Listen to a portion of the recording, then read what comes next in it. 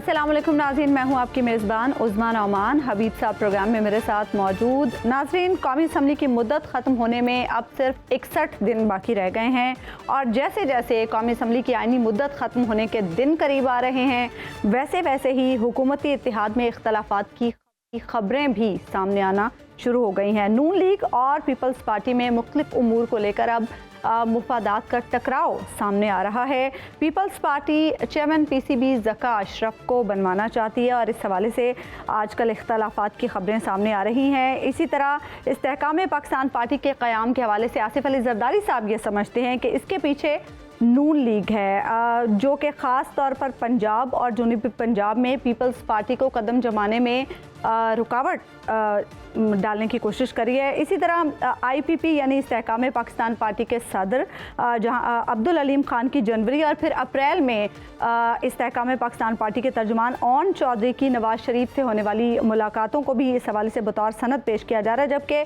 जहांगीर तरीन साहब भी लंदन में मौजूद हैं अपने इलाज के सिलसिले में और ये इम्कान जाहिर किया जा रहा है कि वहाँ उनकी मुस्लिम लीग नून के कायद नवाज शरीफ से मुलाकात का भी इम्कान है। बजट के मामले पर अभी हम देख रहे हैं कि पीपल्स पार्टी ने खुद को अलग रखा हुआ है और इंतखाबात के निकात के हवाले से भी नून लीग और पीपल्स पार्टी दोनों ही यकज़बान नहीं है। पीपल्स पार्टी ये चाहती है कि इंतखाबात वक्त पर हों, जबकि नून लीग के जो वज़रा हैं उनकी जानिब से इस हवाले से मुतज़ाद बयान दिए जा रहे हैं। दूसरी तरफ मौलाना फजलुर रहमान साहब ये कहते हैं कि इंतखाबात आगे बढ़ाने का फैसला पार्लियामान करेगी।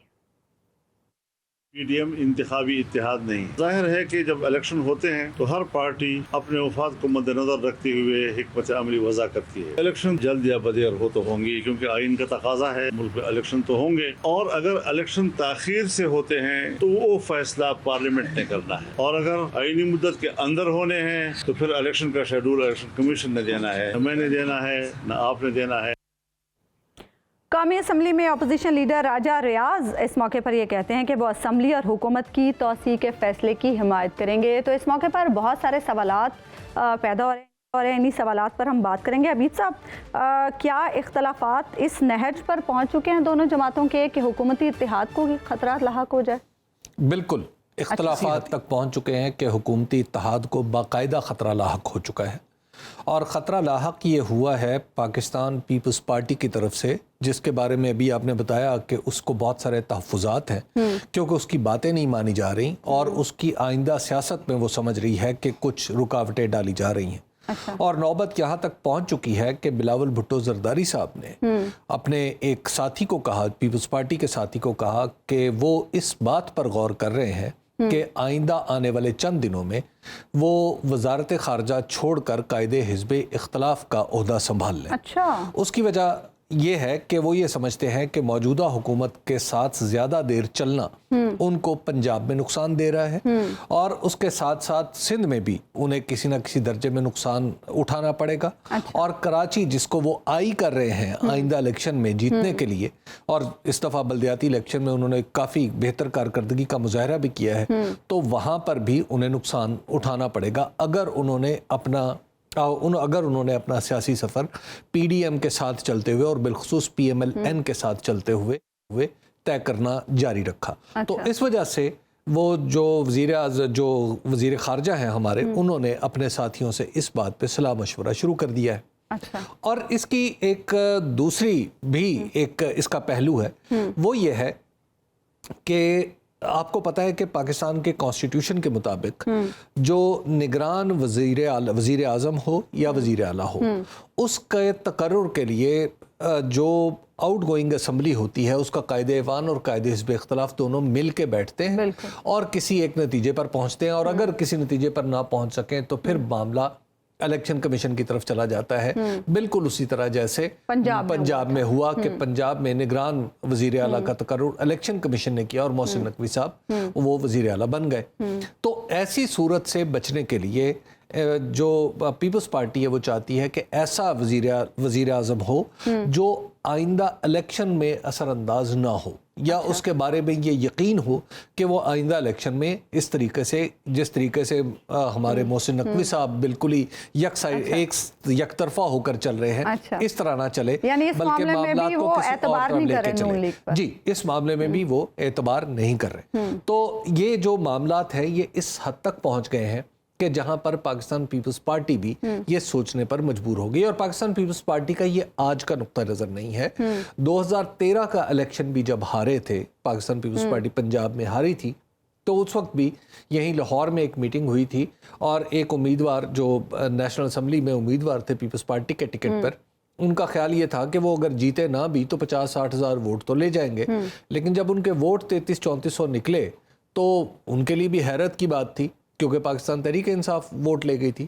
تو ان سے جب وہ ہار شکست کے اسباب پہ گفتگو ہوئی تو صدر آصف علی زرداری صاحب اس وقت صدر تھے, یعنی آخری دنوں میں چل رہے تھے. تو ان صاحب نے کہا کہ جناب میری شکست کی وجہ آپ ہیں, کیونکہ آپ پی ایم ایل این کے جتنا قریب گئے ہیں اس کی وجہ سے پاکستان پیپلز پارٹی کے جو ووٹر نے یہ سمجھ لیا ہے کہ اب آپ میں اور پی ایم ایل این میں کوئی فرق نہیں ہے, تو لہٰذا وہ پی ایم ایل این کی مخالفت کرتے ہوئے پاکستان تحریک انصاف میں چلا گیا ہے. تو یہ اس کے اندر کوئی آج کا نقطہ نظر نہیں ہے, ہمیشہ سے پرانا ہے. تو آپ آئندہ آنے والے دنوں میں دیکھیں گے کہ یہ فاصلہ بڑھتا چلا جائے گا, اور اگر کوئی غیر معمولی انہیں رکاوٹ نہ پیش آئی تو بلاول بھٹو زرداری صاحب اپنے عہدے سے استعفیٰ دے کر قائد حزب اختلاف کا منصب بھی سنبھال سکتے ہیں. یعنی راجہ ریاض صاحب کی پوزیشن وہ خطرے میں. جی, راجہ ریاض صاحب کی پوزیشن جو ہے وہ خطرے میں. اچھا, اور استحکام پاکستان پارٹی والا کیا سین ہے, اس پر بھی تحفظات ہیں؟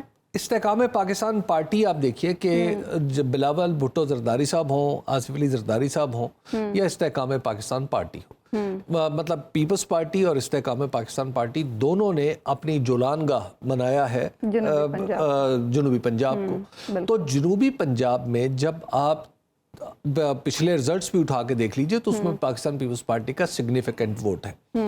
اگر پاکستان تحریک انصاف کا ووٹ فرض کیجئے کہ موجودہ حالات الیکشن تک چلتے رہتے ہیں اور وہ ووٹ انڈیسائسو رہتا ہے, پی ٹی آئی کی طرف نہیں جاتا یا پی ٹی آئی کا کینڈیڈیٹ اسے نہیں ملتا, تو یا تو وہ بالکل گھر میں بیٹھ جائے گا, امکان یہ ہے, یا پھر یہ ہے کہ وہ پیپلز پارٹی کی طرف چلا جائے گا.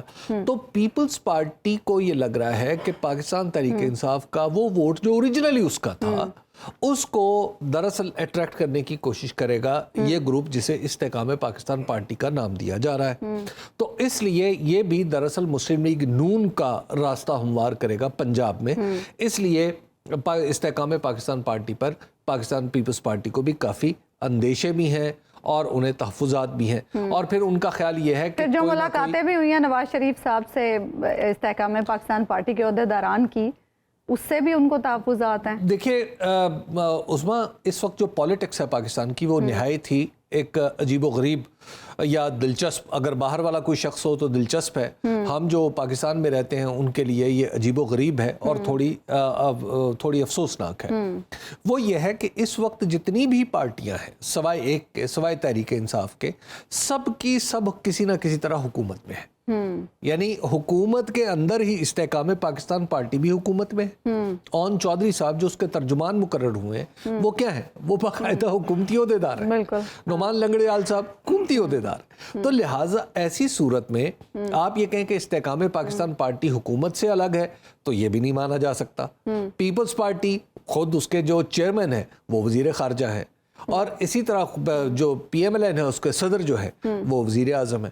جناب جو پی ڈی ایم کے صدر ہیں جناب مولانا فضل الرحمان, ان کے صاحبزادے جو ہیں وہ بھی وزیر ہیں. تو آپ کسی ایک پارٹی کو یہ نہیں کہہ سکتے کہ یہ حکومت سے باہر ہے.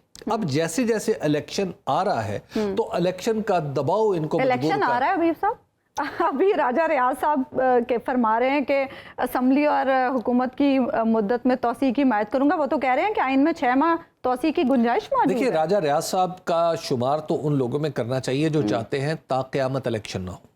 اس کی وجہ یہ ہے کہ انہیں اپنا مستقبل شاید نظر آ رہا ہے. تو وہ جتنا عرصہ اپنی حکومت یا اپنی سو کالڈ اپوزیشن کو جتنا بھی عرصہ طول دینا چاہیں گے وہ ان کی کوشش تو یہ ہوگی کہ ان کو طول دیں. تو اب سوال یہاں پہ یہ پیدا ہوتا ہے کہ کیا, لیکن حبیب صاحب چلے راجہ ریاض صاحب تو ایسی بات کر سکتے ہیں, وزیر خزانہ صاحب ہمارے کہہ رہے ہیں کہ الیکشن میں تاخیر کی باتیں غیر آئینی نہیں ہیں.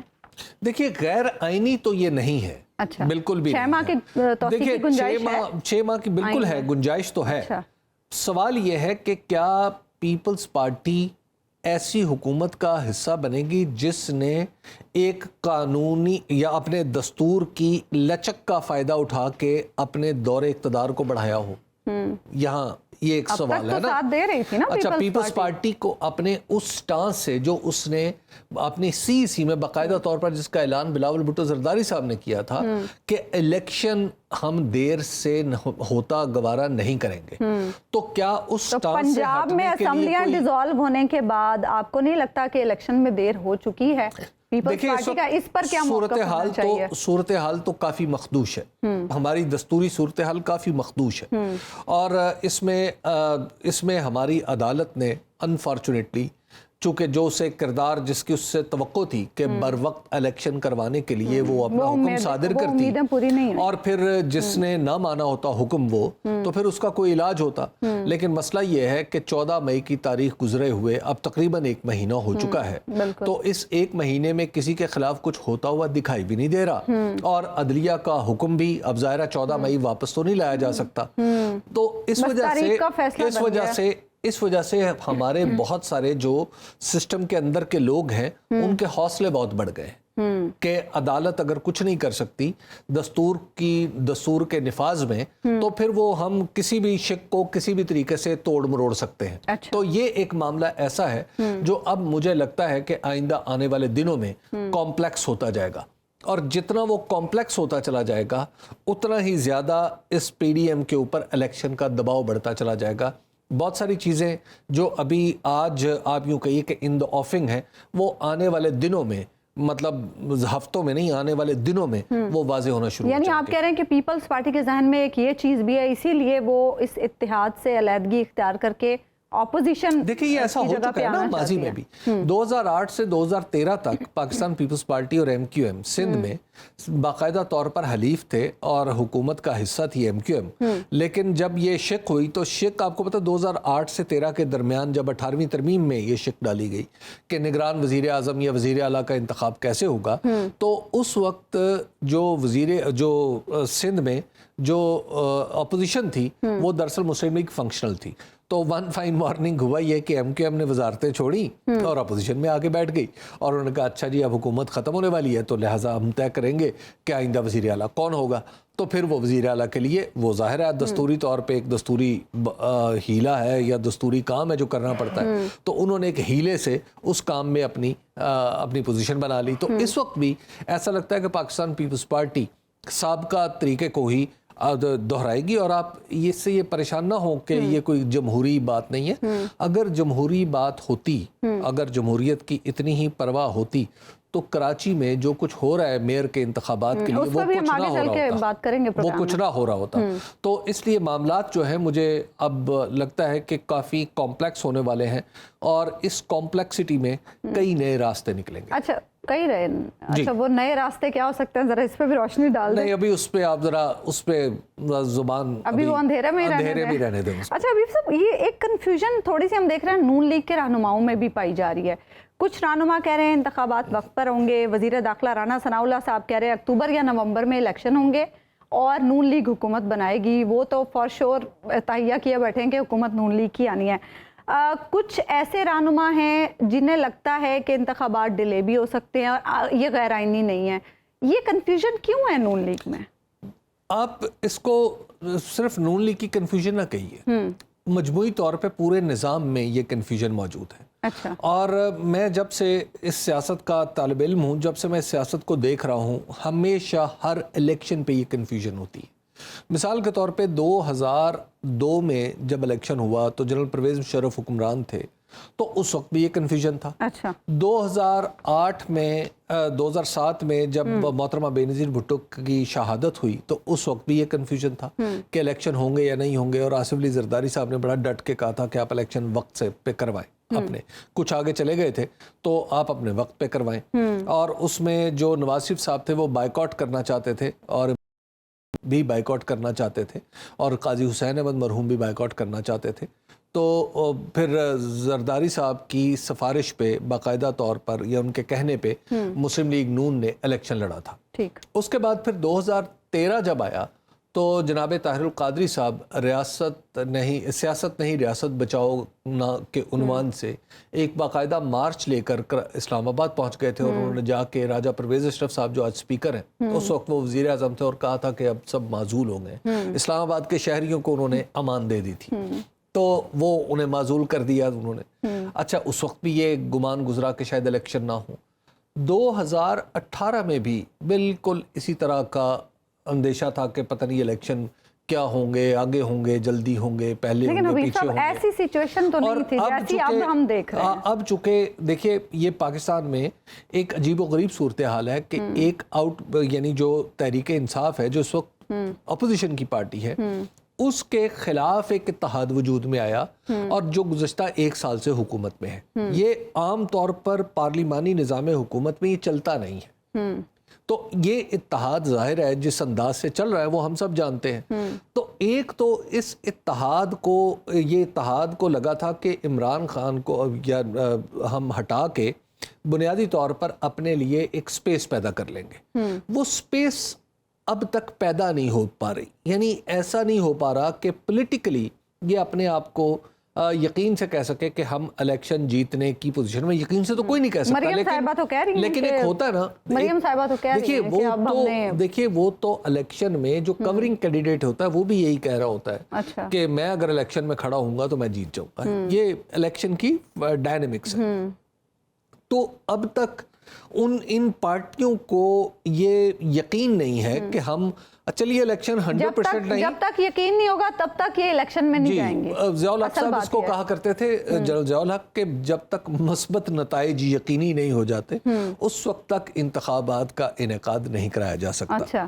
تو اب بھی آپ دیکھیے بہت سارے لوگ ہیں آپ کو جو یہ کہنے والے ہیں، اور پولیٹیکل لوگ ہیں انفارچونیٹلی، جو خود کو ڈیموکریٹک بھی کہتے ہیں. وہ یہ کہتے ہیں اچھا جی یہ بتائیں الیکشن مسائل کا حل ہے. ارے بھائی الیکشن مسائل کا حل ہوتا ہے، دنیا بھر میں مسائل الیکشن سے ہی حل ہوتے ہیں، اور پھر آپ کے دستور کی اور نظام کی سینکٹیٹی اور تقدیس اس سے وابستہ ہوتی ہے کہ بر وقت جب الیکشن ہوتے رہتے ہیں تو آپ کے ادارے مضبوط ہوتے ہیں. حبیب صاحب ایک اور انتخاب بھی ہونے جا رہا ہے 15 جون کو کراچی کے میئر کا، جہاں ہم دیکھ رہے ہیں کہ کراچی کا موسم بڑا گرم ہوتا جا رہا ہے، وہیں کراچی کی سیاست بھی گرم ہوتی جا رہی ہے، خاصی گرما گرمی ہم دیکھ رہے ہیں. اور 15 جون کو اب سمندری طوفان کے ٹکرانے کی پیش گوئی ہے، تو اسی دن ایک سیاسی طوفان بھی برپا ہونے جا رہا ہے کراچی میں، کیونکہ اسی دن میئر اور ڈیپٹی میئر کا بھی انتخاب ہونے جا رہا ہے. اور صوبائی وزیر سعید غنی صاحب ایسے میں یہ فرما رہے ہیں کہ کراچی نے پیپلز پارٹی کو مینڈیٹ دیا اور میئر بھی پی پی کا ہی ہوگا. الیکشن میں شکست دے کر حافظ نعیم الرحمان الزامات لگا رہے ہیں. پی ٹی آئی کے کئی لوگوں نے کہا ہم جماعت اسلامی کی انکنڈیشنل سپورٹ نہیں کریں گے. ایک یہ اور پروپیگنڈا کرتے ہیں، غائب کر دیا، چھپا دیا، اغوا کر لیا، گرفتار کر لیا. الیکشن میں اپنی شکست کو دیکھتے ہوئے جس بوکھلاہٹ کا مظاہرہ وہ کر رہے ہیں، 15 تاریخ کو الیکشن ہے، اپنی شکست کو سامنے دیکھ کر حافظ نعیم الرحمان نے جس قسم کی منافرت والی، نفرت والی لسانی سیاست دوبارہ سے اس شہر اور ہمارے صوبے میں آگے بڑھانے کی کوشش کی ہے، اس کی مذمت کریں. جماعت اسلامی کے میئر آنے کے کوئی امکانات نہیں ہیں. پریشانی اس بات کی کہ پیپلز پارٹی کیوں جیت گئی.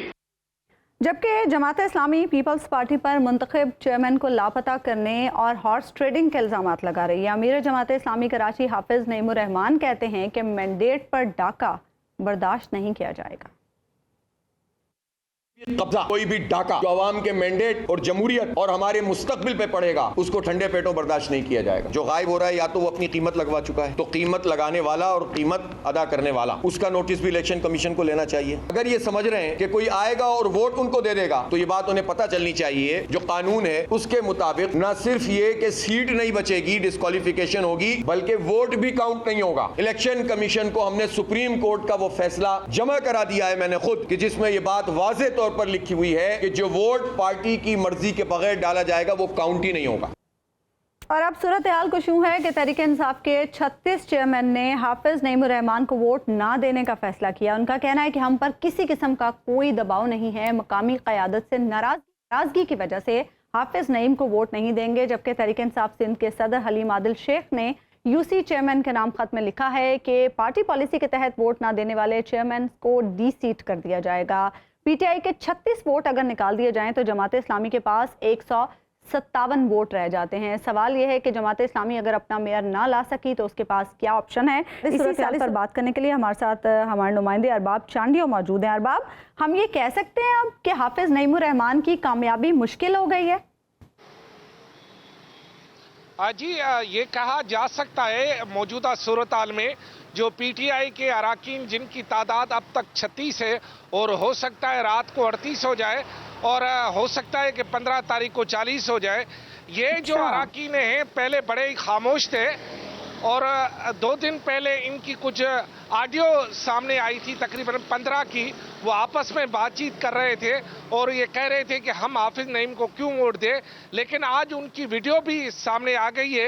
ये वीडियो कहाँ है, वो कहाँ पर मौजूद है, ये आप जब मुझसे पूछेंगे तब बताऊंगा। तो ये बता देना फिर अदा, ये बताइए ना कि कहाँ पे हैं अरबाब ये सब लोग और क्या हंसी खुशी अपना वक्त गुजार रहे हैं। यार, मैं फकीर आदमी हूँ, खामखा मुझे मरवाने का आपने चक्कर किया हुआ है। बात यह है कि आपको थोड़ा सा मैं पीछे लेके जाता हूँ सिंध हाउस। अच्छा सिंध से पीछे लेके जाता हूँ। वहाँ पर एक वजीर जो कि उस वक्त वजीर बहरहाल ये मैं आपको चलो बता देता हूँ। ये लोग डिफेंस और क्लिफ्टन के मुख्तलिफ इलाकों में मौजूद है।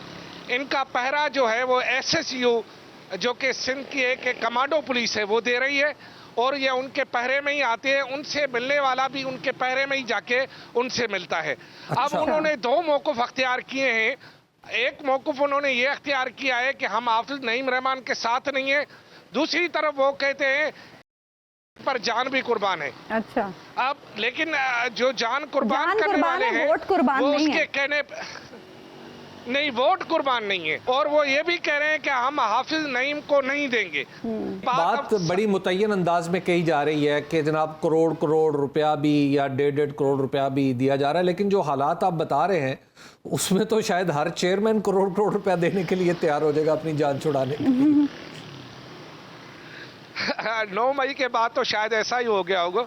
उनके तो लाले पड़ गए हैं कि जान छोड़ो सनी अगले स्टेशन पे असी जावा, तो वो बड़ा मसला हो गया है और 9 मई के बाद बड़ा मसाइल है। बहरहाल अभी की जो सूरत हाल है उसमें ये है कि 155 पीपल्स पार्टी के पास, 130 जमात इस्लामी के पास, 62 जो है 63 वो पीटीआई के पास और पीटीआई किसी को वोट देने के लिए तैयार नहीं। तो इसका ये मतलब है, समझा जाए कि जिस दिन इलेक्शन होगा उस दिन जो जमात इस्लामी है उसके इत्तेहाद ही शायद उसे वोट न करे। एक और खबर दे दूं, लेकिन हाफिज साहब नाराज ना हो। जी बताइए। पहले माफी चले, आपकी माफी पहुंच गई ऑन एयर तक। हाँ ना, तो सर वो आपके 1-2 ऐसे भी लोग हैं जो शायद आपके वोट ना दे। अच्छा अरबाब, तो कराची का मामला तो बिल्कुल एक जगह पे आके अटक गया है। ये बताइएगा कि आप क्या समझ रहे हैं कि जमात इस्लामी, आज मैं हाफिज नईम साहब की प्रेस कॉन्फ्रेंस देख रहा था जिसमें वो काफ़ी कुछ गुस्से में थे और इसी तरह जो सिराजुल हक साहब हैं उन्होंने भी एक बड़ा जलसा करके ये पैगाम दिया है कि हमारे मैंडेट पे डाका ना डाला जाए। तो एक बार जब जमात इस्लामी को इस अंदाज से शिकस्त दी जाती है तो आपके ख्याल में कराची शहर खुदा न खास्ता दोबारा तो बदअमनी की तरफ नहीं चला जाएगा कि रोज़ाना मुजाहरे हों और रोज़ाना सड़कें ब्लॉक हों? देखिए, कराची शहर तो शायद अब इसका मुतमल नहीं हो सकता और जमात इस्लामी जैसी नज़रियाती और पुरअमन पार्टी शायद ये रास्ता अख्तियार न करे। और दूसरी बात ये कि ये डाका जमात इस्लामी के मैंडेट पे नहीं है, ये डाका पीटीआई के मैंडेट पे है। जमात इस्लामी का तो एक हाथ जाएगा, पीटीआई तो पूरी ही जा रही है। और तीसरी बात ये कि जो भी मेयर आएगा, मैं पहले से पेशन गोई कर रहा हूँ, उसके लिए ऐवान चलाना बहुत ही मुश्किल हो जाएगा। अच्छा। अगर अपोजिशन में जमात इस्लामी आ गई ना तो बहुत मुश्किल हो जाएगा ये ऐवान चलाना। क्योंकि वो बहुत गुस्से में है और उनका गुस्सा बचा है क्योंकि वो मेयर नहीं बन रहे हैं और न बनने का सबब भी आपको अभी सामने आ चुका है। तो अच्छा, इस सूरत ये बताइएगा कि ये जो हमारे ये बताइएगा कि ये जो पीटीआई के लोग हैं, पीटीआई के लोग आज तो ये फैसला कर रहे हैं या उनसे लिया जा रहा है कि वो जमात इस्लामी के उम्मीदवार को वोट नहीं देंगे, लेकिन इस बात की भी कोई गारंटी है कि 1 महीने बाद या 2 महीने बाद भी वो इसी फैसले पर डटे रहें और उस वक्त फैसला बदल ना दें? जी देखिए, गारंटी तो अल्लाह किसी की भी नहीं देता। बाकी बात ये है कि ये वो जो है चीज़ है जिसके बारे में आप मुझसे पेशन गोई न कराएं, मगर मुझे इस बात की हकीकत का पता है कि ये जो पीटीआई वाले हैं, ये जब तक सिंध हुकूमत है, जब तक एक जरदारी सबसे यारी है, अच्छा, कोई मसला नहीं है। ये हमारे हाँ, ये पीपल्स पार्टी के साथ रहेंगे, ये जमात इस्लामी के साथ नहीं जाएंगे। क्योंकि इनके जो इश्यूज है ना, देखिए ये चेयरमैन है, इनको फंड कौन देगा? जमात इस्लामी नहीं देगी, पीपल्स पार्टी देगी। इनके इश्यूज तो पीपल्स पार्टी ने हल करने हैं ना, ये जाएंगे नहीं उधर। ठीक है, ठीक है, बहुत बहुत शुक्रिया अरबाब, आप हमें अपडेट करें मामले के हवाले से। अबीब साहब, आपसे भी इस मामले पर मैंने गुफ्तगू करनी है, लेकिन नाज़रीन पहले वक्त हुआ एक छोटी सी ब्रेक। वेलकम बैक नाज़रीन, हम बात करें मेयर कराची के इंतखाब के हवाले से, और हाफिज़ नईमुर रहमान साहब ये कह रहे हैं कि मैंडेट पर डाका बर्दाश्त नहीं किया जाएगा। हबीब साहब, हाफिज़ साहब कह रहे हैं कि अदालत चले जाएंगे, और जो ये फ़ैसला दिया गया अदालत की जानिब से, उसमें ये भी कहा गया कि जो अरकान पार्टी पॉलिसी की खिलाफ वर्जी करते हुए वोट देंगे, उनका वोट ही काउंट नहीं होगा। हाफिज़ साहब के साथ 2 तरह ज़्यादती हो रही है। पहली तो ये हुई कि जब इलेक्शन हो चुका, बाकायदा तौर पर इदारे वजूद में आ गए, तो अचानक सिंध हुकूमत ने और सिंध असम्बली ने कानून में तरमीम कर दी कि वो शख्स भी मेयर का इलेक्शन लड़ सकता है जो हाउस का हिस्सा ना हो। अच्छा। ये ओरिजिनली अपने कानून में नहीं था, ये तो बिल्कुल खेल के दरमियान में rules of the game change करने वाली बात है। तो लिहाजा पहली ज्यादती तो ये है कि, और ख़ुद पाकिस्तान पीपल्स पार्टी के लोगों के साथ भी ज्यादती है कि मुर्तज़ा वहाब ने खुद कोई इलेक्शन नहीं लड़ा और अब वो डायरेक्टली मेयर का इलेक्शन लड़ने के लिए आ गए। तो एक तो ये बात है।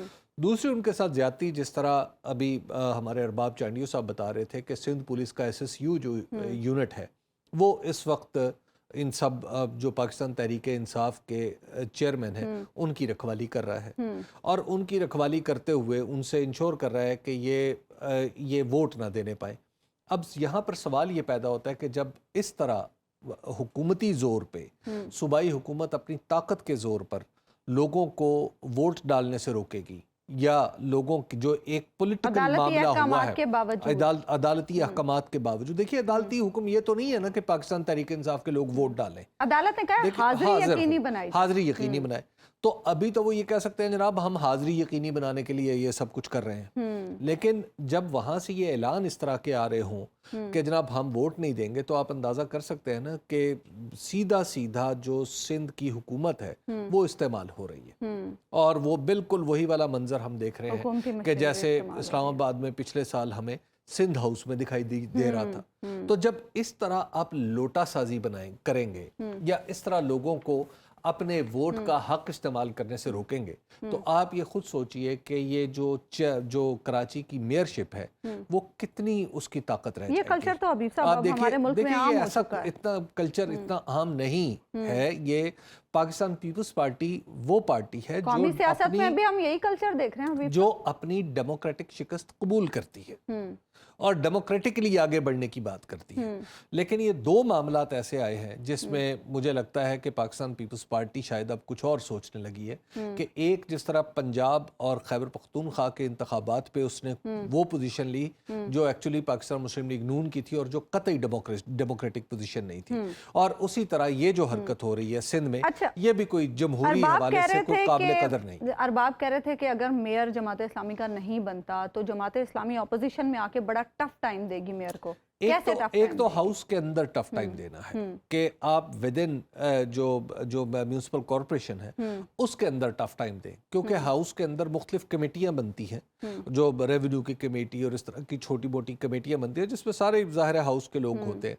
तो वो वहाँ पर अपोजिशन जो इतनी बड़ी अपोजिशन होगी, वहाँ पर बहुत सारे लोगों को वहाँ पे बहुत सारी रुकावटें खड़ी की जा सकती हैं। इसी तरह जमात इस्लामी के पास बहरहाल ये कुव्वत है कि वो कराची में हर हफ्ते हर रोज़ या हर चंद दिनों बाद एक मुजाहरे का ऐलान कर दे, जलसा जुलूस शुरू कर दे, मेयर हाय हाय मेयर के नारे लग रहे हों।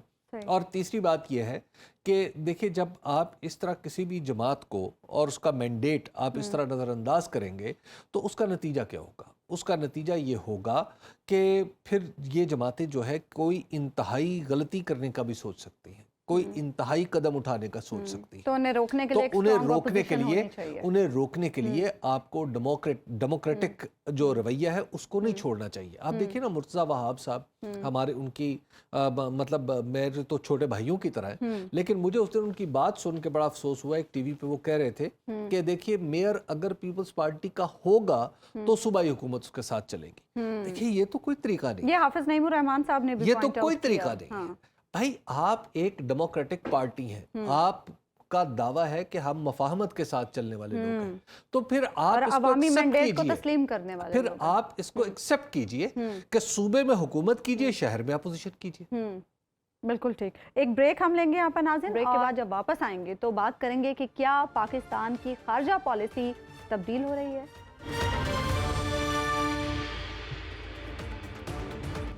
ویلکم بیک ناظرین۔ گزشتہ روز کراچی پہنچنے والے روس کے تیل بردار بحری جہاز پیور پوائنٹ سے آج آف لوڈنگ شروع ہو گئی ہے۔ پہلا کارگو جہاز 45,000 ٹن خام تیل سے لدا ہے، جبکہ دوسرا کارگو 55,000 ٹن تیل لے کر آئندہ ہفتے کراچی کی بندرگاہ پر لنگر انداز ہوگا۔ اس کے علاوہ آج روس سے ہی LPG کے 10 کنٹینرز تورخم کے راستے پاکستان پہنچ گئے ہیں۔ پاکستان اور روس کے تعلقات میں گزشتہ کچھ عرصے سے اضافہ ہوا ہے۔ وزیر خارجہ بلاول بھٹو کے دورہ ماسکو کے بعد گزشتہ دنوں چیئرمین سینٹ صادق سنجرانی نے بھی روس کا دورہ کیا اور وہاں کی پارلیمان سے خطاب بھی کیا۔ دونوں ملکوں کے درمیان سفارتی تعلقات کو قائم ہوئے 75 برس ہو گئے ہیں، اور اس حوالے سے 1 مئی کو بلاول بھٹو نے روسی حکومت اور عوام کو مبارکباد بھی دی، جبکہ ان کے روسی ہم منصب سرگئی لاروف نے اپنے جواب میں کہا کہ قائد اعظم کے فرمان اتحاد، ایمان اور تنظیم مشعل راہ ہیں۔ سوال یہ ہے کہ روس کے ساتھ بڑھتے معاشی تعلقات کیا ہماری خارجہ تعلقات کی نئی جہت ہے؟ کیا ہماری خارجہ پالیسی بدل گئی ہے؟ اور پاکستان کے روس سے بڑھتے تعلقات کیا امریکہ کی ناراضگی کے باعث بنیں گے؟ اور اس کے ساتھ ساتھ یہ بھی کہ آزاد خارجہ پالیسی پاکستان کے لیے کتنی ضروری ہے؟ اسی پر بات کریں گے۔ پروگرام میں ہمیں جوائن کرے ہیں سابق سیکرٹری خارجہ اعزاز چودھری صاحب۔ اعزاز چودھری صاحب، فروری 2022 میں جب سابق وزیر اعظم نے روس کا دورہ کیا تھا تو اس وقت امریکہ کی طرف سے بڑا سخت ریاکشن آیا تھا، کیا اب بھی ایسا ہی ہوگا؟ جی دیکھیں، میرا خیال میں امریکہ کی طرف سے ریئیکشن زیادہ نہیں آئے گا۔ اس کی وجہ یہ ہے کہ اب امریکہ کو احساس ہوتا جا رہا ہے کہ تمام دنیا کے ممالک اپنے اقتصادی مفادات کے لیے ہر کام کرنا چاہتے ہیں جس سے ان کو فائدہ پہنچتا ہو، اور یہ وہ ایسا حق ہے جو کسی بھی ملک سے کوئی بھی دوسرا ملک نہیں چھین سکتا۔ اور اگر آپ دیکھیں تو خود چین کے ساتھ امریکہ کے جو تعلقات ہیں، اب وہ ڈی کپل کی بات نہیں کرتے ہیں، اب وہ ڈی رسک کی بات کرتے ہیں کہ جی تعلقات تو قائم رہنے ہیں، کچھ مسائل جو ہیں ان کو ہم حل کریں گے سائڈ پہ۔ تو اسی طریقے سے پاکستان کو بھی حق ہے کہ وہ چین کے ساتھ، روس کے ساتھ، امریکہ کے ساتھ جس ملک کے ساتھ اس کے اقتصادی مفادات ہوں اس کو کرے، اور میرے خیال میں اس میں ہمیں کوئی زیادہ فکر نہیں کرنی چاہیے اور اپنا کام کرتے رہنا چاہیے بشرطے کہ وہ ہمارے اقتصادی مفاد۔ اعزاز صاحب یہ بتائیے گا کہ پچھلے سال فروری میں وزیر اعظم نے ماسکو کا دورہ کیا، وزیر اعظم پاکستان نے اس وقت کے، اور اس کے بعد پھر جس طرح صورتحال ڈیولپ ہوئی، جس طرح ایک سائفر کا معاملہ سامنے آیا، چلیے ہم سائفر کی اس پولیٹیکل سائیڈ کو الگ رکھتے ہیں جو انٹرنل پولیٹکس سے ریلیٹڈ ہے، لیکن یہ تو طے ہے کہ امریکہ نے بڑے سخت لفظوں میں ماسکو کے ساتھ ہمارے ریلیشنز پہ اعتراضات کیے۔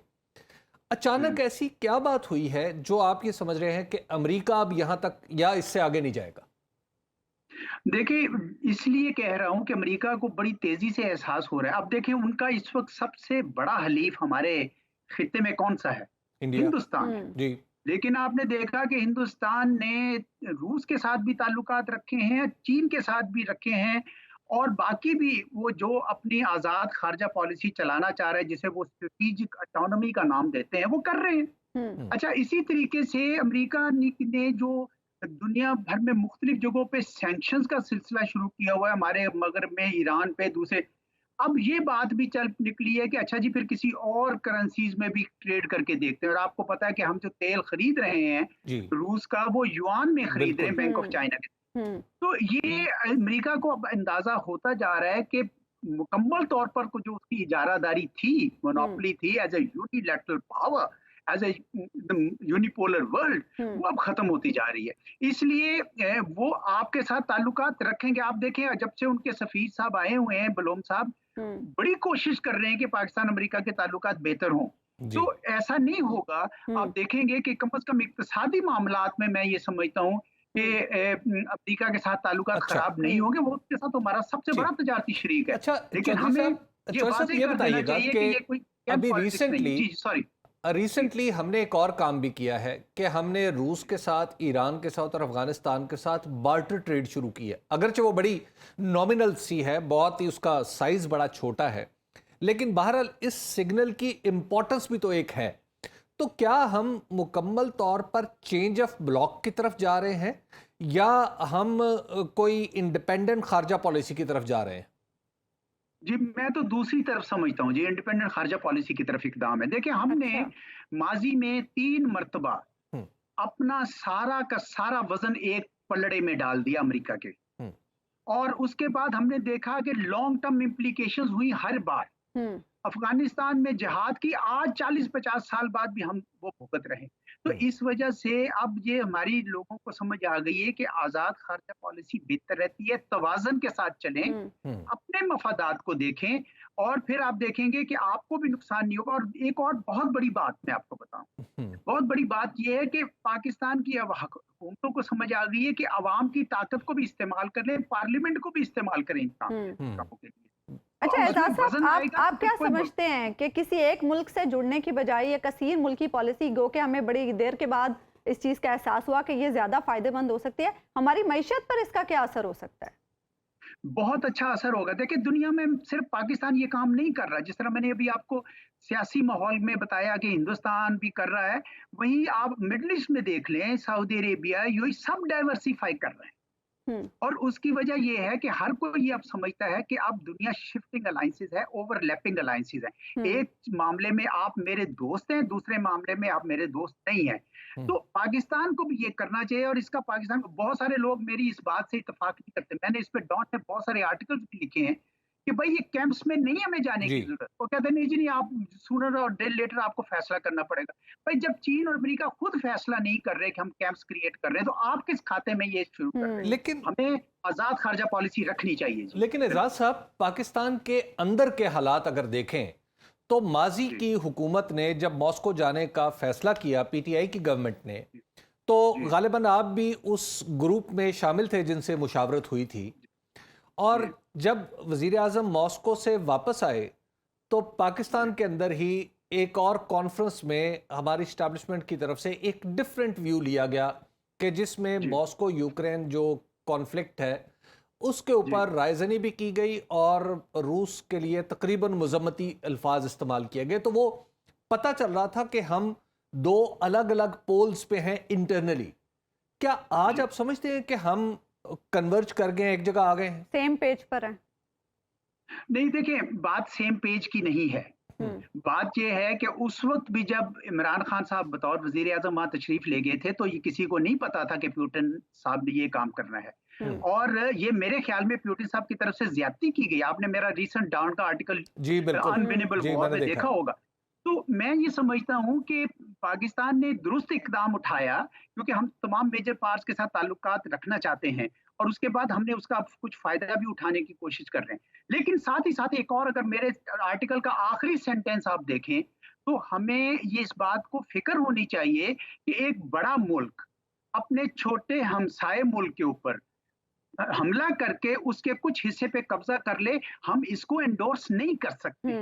तो अगर उस वक्त मिलिट्री लीडरशिप ने इसकी निशानदेही की थी तो इसमें कोई गलत बात नहीं थी। मैं समझता हूँ कि पाकिस्तान को रूस के साथ ताल्लुकात रखने चाहिए, लेकिन साथ ही उसको ये कहना चाहिए कि ये आप ये काम नहीं कर सकते। अच्छा एजाज साहब, आप क्या समझते हैं इस पॉलिसी शिफ्ट को लेकर पाकिस्तान के लिए चैलेंजेस क्या हो सकते हैं? नहीं, मैं आपको बताऊं कि जी हमारा कोई फॉरेन पॉलिसी पे चैलेंज नहीं है। अच्छा। हमारा सिर्फ और सिर्फ दाखिला पॉलिसी पे चैलेंज है। अच्छा। हम अपने अंदर जो है सियासी इस्तेहकाम नहीं कर पाए हैं, हमारी इक्तिसाद बेहतर नहीं है, उसके नतीजे में ये है कि हर दूसरा मुल्क जो है ना वो हमें इम्पोर्टेंस नहीं देता। तो ये हमारे लिए सबसे बड़ा इम्तिहान। देखें, खारजा पॉलिसी की चॉइसेस श्रिंक करती हैं दाखिला पॉलिसी के साथ और एक्सपेंड करती हैं। अगर आप अपने हालात को बेहतर कर लें तो मैं आपको बताऊं कि जितना आपका पोटेंशियल है, हर दुनिया का दूसरा मुल्क आपके साथ ताल्लुकात रखना चाहेगा, जिस तरह हिंदुस्तान के साथ आज हो रहा है। आज हिंदुस्तान में चूंकि इक्तिसादी तरक्की है, सियासी इस्तेहकाम है, तो उनकी हिंदुत्व पॉलिसी पे भी कोई नहीं बोलता उनको। तो पाकिस्तान को वो स्पेस उसी वक्त मिलेगी जब आप, और ये भी याद रखिए कि खारजा पॉलिसी को अपनी जो इक्तिसादी मफादात के लिए, अपने दाखिली मकासद के लिए इस्तेमाल कीजिए उसको, तब आप देखेंगे कि आपका मुल्क एक इंशाल्लाह तवाना और मजबूत मुल्क उभरेगा जिसको सारी दुनिया अहमियत देगी। ठीक है, बहुत बहुत शुक्रिया एजाज चौधरी साहब, आप प्रोग्राम में हमारे साथ मौजूद थे। एक ब्रेक लेंगे हम नाज़रीन, ब्रेक के बाद वापस आएंगे तो गुफ्तगू के सिलसिले को आगे बढ़ाएंगे।